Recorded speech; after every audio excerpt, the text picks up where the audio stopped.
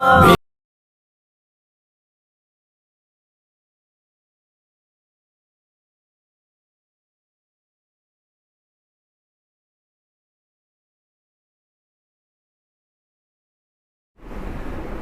Number 6، مقام ابراہیم پر میں نے بتایا تھا کہ سترہ بنا لیا جائے، کیونکہ وہاں پر لوگ عموماً نمازی کے آگے سے گزرنے کو گناہ نہیں سمجھتے. تو میں نے کہا تھا کہ عموماً میاں بیوی ساتھ ہوتے ہیں یا دوست ہوتے ہیں، تو ایک شخص کو آگے سترہ بنا لیں، بیوی پہلے آگے سترہ بن کے بیٹھ جائے اور اس کے پیچھے نماز پڑھ لیں، پھر خامند، تاکہ نمازی کے آگے گزرنے والا معاملہ جو ہے اس کا وبال نماز پڑھنے والے پر نہ پڑے.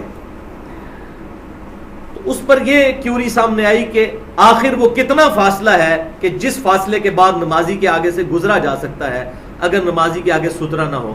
تو بھائیو، اس کانٹیکسٹ میں کوئی فاصلہ رپورٹ نہیں ہوتا کتاب و سنت کے اندر. اگر یہ فاصلہ ہی ہوتا تو سترے کی تو ضرورت ہی نہ پڑتی، بتا دیا جاتا سیدھا کہ 1 یا 2 صفوں کے بعد گزر جاؤ. ایک ضعیف روایت ملتی ہے سنن ابی داؤد میں 704 نمبر، لیکن وہ بھی آپ کے کسی کام کی نہیں ہے، وہ منقطع روایت ہے، اور اس میں الفاظ یہ ہیں کہ نمازی کے اتنے آگے دور سے گزرا جا سکتا ہے کہ جتنا ایک شخص زور سے پتھر پھینکے اور جتنی دور جا کے پتھر گرے گا اتنے فاصلے کے آگے سے پھر نمازی سے گزرا جا سکتا ہے. تو یہ آپ کو کسی کام کی نہیں، بس یہ ایک روایت ملی ہے. تو اصل یہ چیز ہے کہ نمازی کے آگے سے گزرا جا ہی نہیں سکتا، سترہ رکھنا ضروری ہے.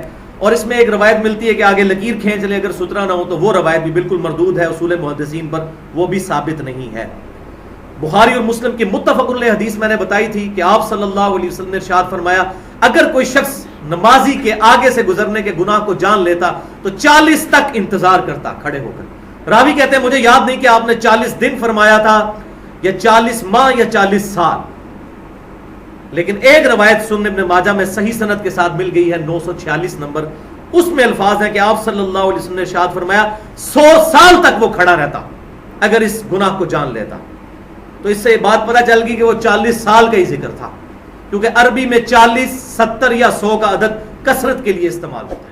100 سال تک کھڑا رہتا لیکن نمازی کے آگے سے نہ گزرتا اگر اس گناہ کو جان لیتا. وَلِيَعُوذُ بِاللَّهِ تَعَالَى. اسی لیے ہم نے اپنی اکیڈمی میں بھی یہ سترے بنا کر اہتماماً رکھے ہوئے ہیں.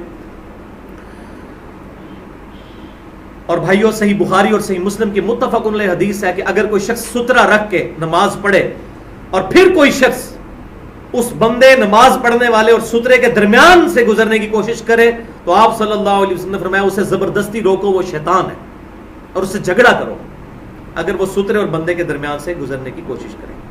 لیکن اس میں یہ ضروری ہے کہ کسی بھی شخص نماز پڑھنے والے کو راستے میں نماز نہیں پڑھنی چاہیے، اس کو خود اہتمام کرنا چاہیے کہ کسی ستون کے پیچھے یا کسی سترے کے پیچھے یا سامنے کوئی ایسے چیز رکھ کے اس کے پیچھے نماز پڑھا کرے.